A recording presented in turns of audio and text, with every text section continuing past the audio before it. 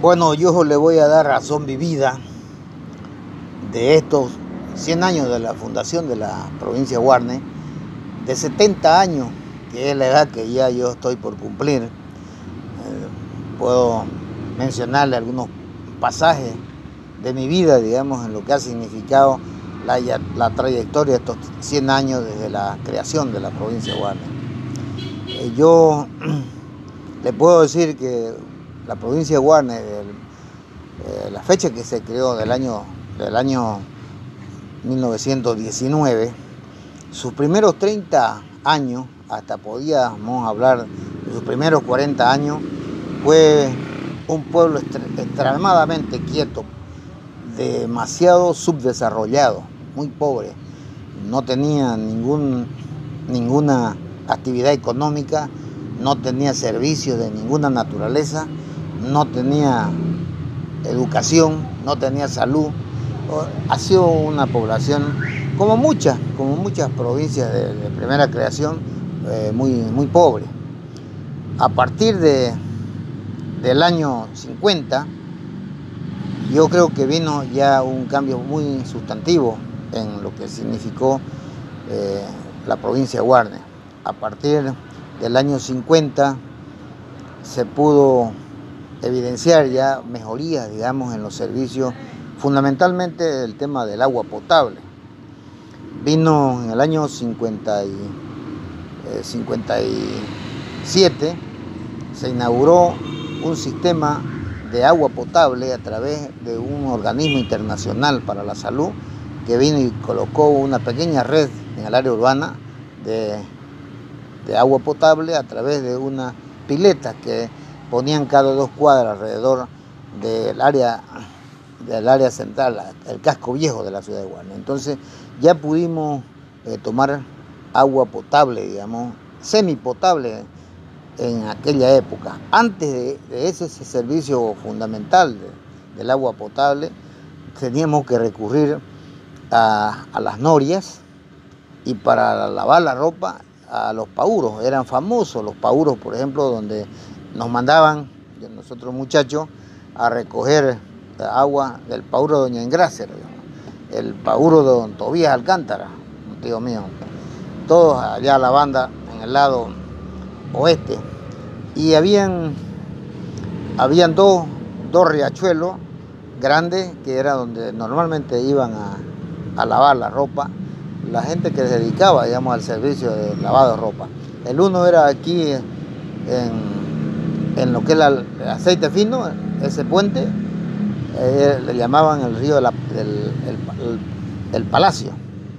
Allá iban mucha gente con sus carretillas, otros iban directamente llevando en carretón, llevaban sus atadijos de ropa, porque eran trabajos que hacían para toda la gente, servicio de lavado. La otra laguna era en el Jipa, en la zona donde están las viviendas sociales, eso es el Estado.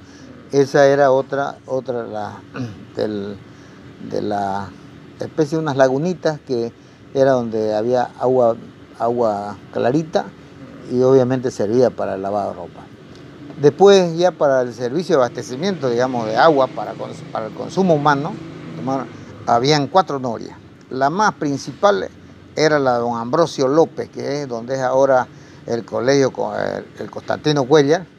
Había una cancha de fútbol ahí, era la cancha de fútbol antigua, y había una noria profundísima. Había otra noria aquí al frente de mi casa, aquí sobre la Ignacia Ceballos. La noria era de un tío, Ruperto Ortiz. Había otra al frente de la caja de agua, también era un centro de abastecimiento de carácter público. Todo el mundo llegaba con su soga, con su balde, estaba ahí la vasija, y obviamente con latas mantequeras que las hacíamos justamente para recipientes para traslado de agua, con su tutuma era el sistema, digamos, trasladar. Los muchachos nos ponían de 2 en 2 con un palo y 2 o 3 latas de agua. Era lo que se trasladaba para el abastecimiento, digamos, de la cocina y para el agua. Entonces era demasiado rústico. El agua era complicado porque todos los muchachos paraban, bien he dicho, puro muchachos, puro petaca, nomás, petacudos de tantos bichos que había, porque obviamente no había agua potable. Cuando estuvo de alcaldesa una señora, la primera alcaldesa de Guarne, doña Delmira Cuellar,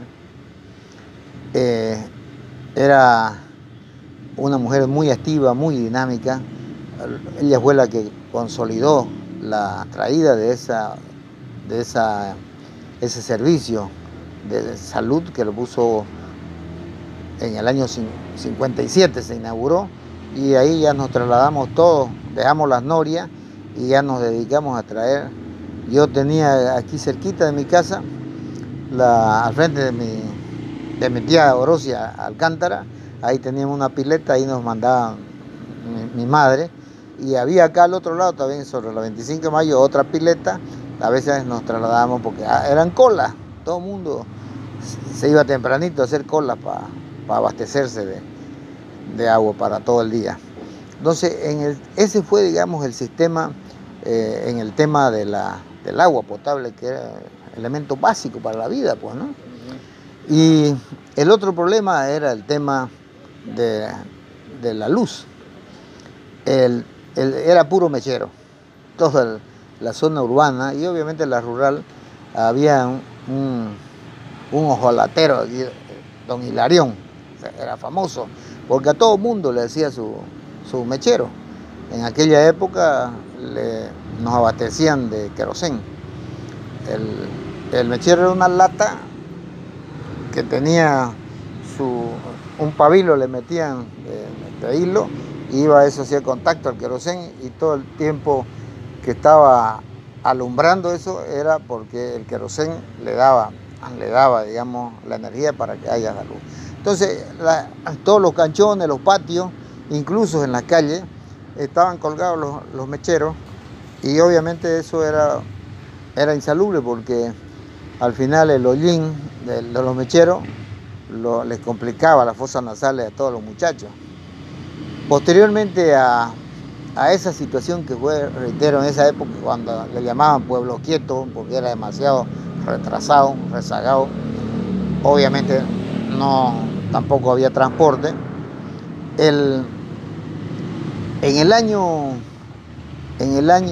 Entre el 50 a los 60 hubo un párroco, el padre José Grip, un párroco muy inquieto, muy activo, le interesaba mucho el desarrollo de Guarne, y él hizo las gestiones para que se traiga un motor que genere energía eléctrica, y lo hicieron funcionar. Ese motor está sobre la calle 9 de Abril. Ahí funcionó un depósito para agua potable, porque era una acción conjunta, digamos, era para el tema luz y era para el tema agua potable. Ese motor generaba energía eléctrica para dotar al casco viejo de luz eléctrica a través de focos que ponían en las diferentes calles, y solamente lo dotaban hasta las 10:30 de la noche.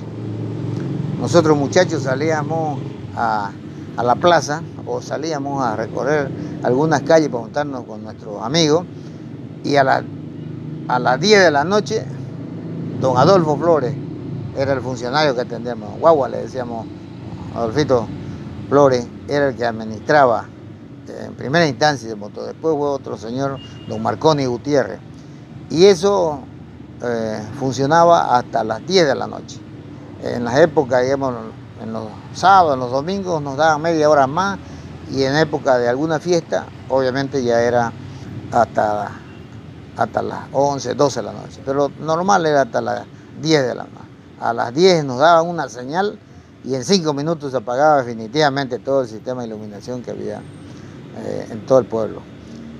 fue mejorando, digamos, funcionó el sistema de agua potable con las piletas, funcionó el sistema de luz eléctrica a través de tendidos eléctricos que ya tenía la ciudad y que nos generaba la corriente para las noches un rato.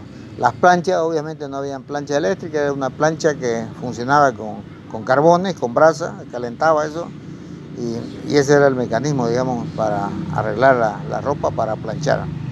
Y la ropa se costuraba a través de agujas, a través de máquinas, las máquinas de coser, las antiguas, las que eran a manivela y otras que después con pedales. Entonces, ese era el mecanismo que ya fue avanzando, digamos, la provincia de Guarnes, mejorando su servicio. Obviamente el transporte era extraordinariamente precario, todo era a través de carretón, era a caballo.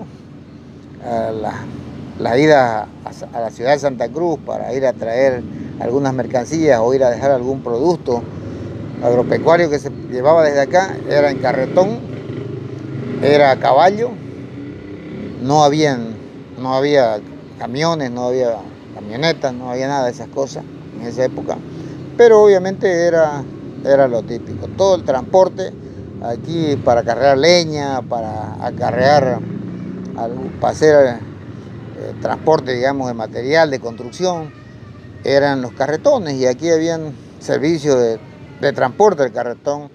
Los más famosos, los más recordables, digamos, que hicieron historia en Guarnes fue don Darío Aguilera, un señor que hace muy poco ha fallecido, no tan muy poco, pero hace unos 6, 7 años atrás.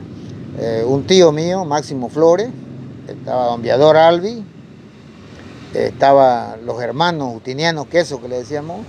Ellos tenían sus carretones en algunas épocas, cuando ya llovía y había mucho barro, le ponían yunta de bueyes para poder transportar la leña, que era la forma, digamos, para hacer la cocina, para transportar también el arroz, la yuca que venía del campo, era a través de ese medio de transporte. Los caballos venían a través de las alforjas, a través de los haces que venían con el choclo, con el maíz, pero ese, digamos, era el mecanismo. Y Guarnes no tenía actividad económica. Desde aquella época ya el pan de arroz fue un símbolo para Guarnes en el tema de la tradición, pero sobre todo que era un medio de vida de mucha gente de Guarnes que hacía el pan de arroz para la venta. Y era una competencia entre las que producían el pan de arroz. Estaba esa mi tía Orosia Alcántara, estaba una señora Araúz, Josefa Araúz, estaba, bueno, eran varias que se hacían la competencia en cuanto a la calidad, y obviamente el mecanismo, digamos, de sustento de la casa era a través de la venta de las empanadas de arroz, del pan de arroz, que había mucha gente que venía, digamos, del campo y obviamente llevaba esa alimentación. Después de los años 60, sí, más o menos 60, ya fue mejorando las condiciones. Guarnes fue proyectándose con perspectivas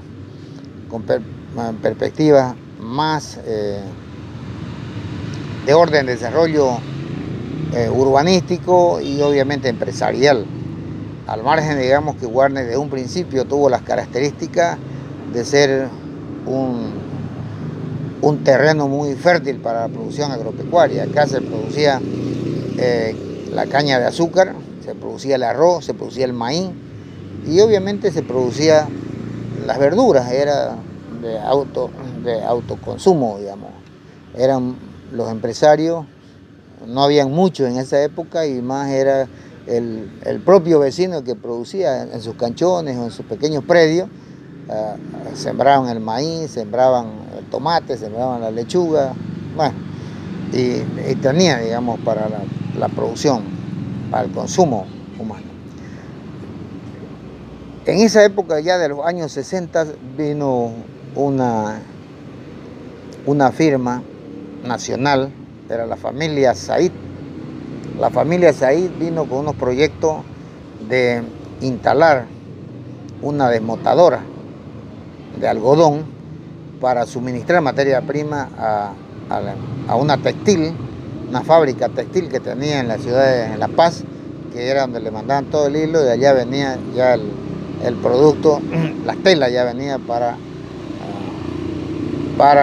la vestimenta, digamos, de la gente a nivel nacional. Esta gente, esta familia Said compró lo que es la algodonera, toda esa zona de aceite fino, todo lo que es la parte del parque industrial y parte del Motacú, toda esa zona la destinaron a la producción del algodón. Y fue la primera fuente de trabajo de orden agrícola que ya empezó, digamos, pese a que el periodo de producción era demasiado corto, no duraba más que 3 meses, pero obviamente había la gente, digamos, los operadores de máquinas, los operadores que hacían el manejo técnico, tenían más chance de trabajo, esos trabajaban durante el año, pero la época de cosecha del algodón era donde todo Guarne nos desplazábamos a aprovechar esa oportunidad, digamos, una generación de fuentes de trabajo. Todos íbamos a cosechar, todos, hombres y mujeres, grandes y chicos, todos íbamos a aprovechar esos 3 meses de la cosecha del algodón, porque era la única oportunidad que se tenía para generar algunos recursos que permitan, digamos, vivir. Incluso una parte del sueldo, digamos, que uno ganaba o de la cosecha, le pagaban con ropa que producía la misma algodonera, la traían de La Paz ya elaborada, la materia prima de Guarne, ya la traían en tela. Normalmente era la franela en esa época, con eso nos confeccionaban todo lo que significaba ropa de invierno, y también había ropa para verano. Pero parte, digamos, de lo que uno ganaba con la cosecha, le pagaban con ropa que producía la misma empresa. Eso. Hablando, digamos, de la historia amplia, la historia es interminable, ¿qué le diría a usted en los 100 años que va a cumplir Guarne, estos 100 años de vida en este 27 de noviembre? Bueno, yo les voy a decir a la gente de Guarne que gracias a Dios hubo gente, hombres y mujeres, valerosos hombres y mujeres, que con una gran visión, con un gran esfuerzo, sacrificio, hicieron que Guarne se convierta en un lugar estratégico, que convierta en un polo de desarrollo, y que Guarne en estos momentos, cuando estamos en las proximidades de cumplir los 100 años, Guarne es un verdadero polo de desarrollo, constituyéndose en una provincia que tiene un desarrollo de vertebración caminera con todo el norte de Santa Cruz, con todo el territorio nacional, porque tenemos la carretera principal que nos une con todo el país de Bolivia. Tenemos una carretera adyacente que está por concluir, la continuación de la G77, que llega hasta el parque industrial. Tenemos un parque industrial, el número 1, que se aprobó en los años 70, donde está sobre la carretera principal, donde se construyó la fábrica de aceite fino, la PIL, Venado, la fábrica de aceite, la fábrica de leche, Clarabella, donde está la cementera Guarne. Hay un montón de empresas que están en el parque original, en el principal parque industrial, el que lo aprobó en aquella época don Alfredo Bacadí, generando, digamos, dándole liberaciones tributarias. Después hay el segundo parque industrial, el parque latinoamericano, el de don Julio Novello, que obviamente son miles de empresas que en este momento ya están, unas en proceso de construcción, otras ya en proceso de producción, pero lógicamente que está, digamos, siendo parte de ese significativo desarrollo industrial que es Guarne, gracias también a que en este tramo hay la construcción. En el año 64 se estaba construyendo la vía férrea con destino al Beni, Santa Cruz del Beni, pero quedó truncada y hasta ahora sí está habilitada la zona ferroviaria entre Guarne y Montero. En el año 76 empezó la obra de construcción del Aeropuerto Internacional de Virubiru, un aeropuerto de los principales del país. En el año 84 se inauguró y desde aquella época viene trabajando. Entonces, Guarne se convierte en una zona estratégica para desarrollar uno de los pueblos a nivel de provincia más importantes, más significativos en el territorio nacional. Entonces, pero esto es gracias al esfuerzo, gracias al trabajo, al sacrificio que han hecho valerosos hombres y mujeres guarneños y gente que ha venido también desde otras latitudes del país a ser parte, digamos, del desarrollo de Guarne. Entonces, estos 100 años que estamos cumpliendo, este 27 de noviembre del 19, pues obviamente que estamos muy felices, muy contentos de vivir en una de las provincias más desarrolladas de nuestro país y con una perspectiva y una proyección de desarrollo extraordinariamente grande, toda vez que somos la segunda provincia en lo que va a significar la creación de la ciudad metropolitana, que en este momento ya hay un decreto prefectural que desde el 2015 viene trabajándose con la participación de la provincia de Andrés Ibáñez, Guarne, con Cotoca, con Porongo, para hacer la ciudad metropolitana, que indudablemente va a ser también una población extraordinariamente importante en el territorio boliviano. Entonces, estamos muy felices y muy contentos y dar gracias a esa gente, a hombres y mujeres, a valerosos hombres y mujeres que han aportado significativamente para el desarrollo de este territorio cruceño y boliviano, que es Guarne. Felicidades, Guarne. Muchas felicidades, Guarne, al cumplir los 100 años de vida institucional como provincia.